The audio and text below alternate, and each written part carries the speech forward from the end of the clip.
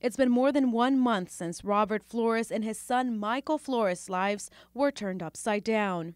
As a parent, I feel like I failed my son. Flores says it all started with a phone call from his son's school. They called my wife and told us that Michael was under the influence of drugs.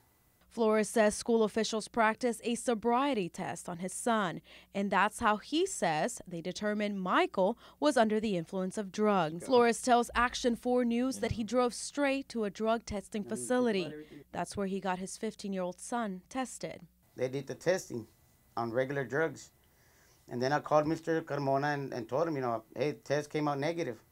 He goes, synthetic doesn't come out on that. Flores went back for a second test, this time for synthetic marijuana.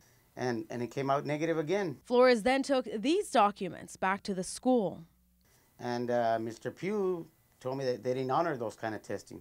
A week later, Flores and his son attended a hearing with the school officials. They say that they don't honor those lab tests, that they're going to go by the testing that they do, and basically that's about it.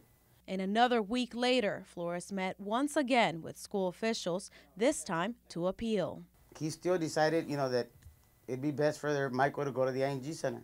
Action 4 News contacted the school for a comment, but because of privacy issues, they could not issue a comment.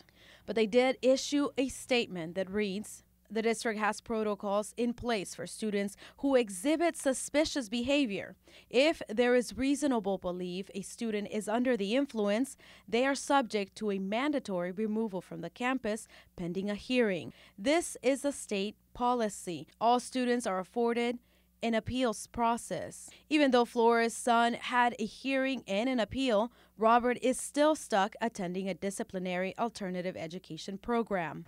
The school spokesperson could only tell Action 4 that once a reasonable belief is established, protocol kicks in. Flores says after 45 days, the ING Center will evaluate his son.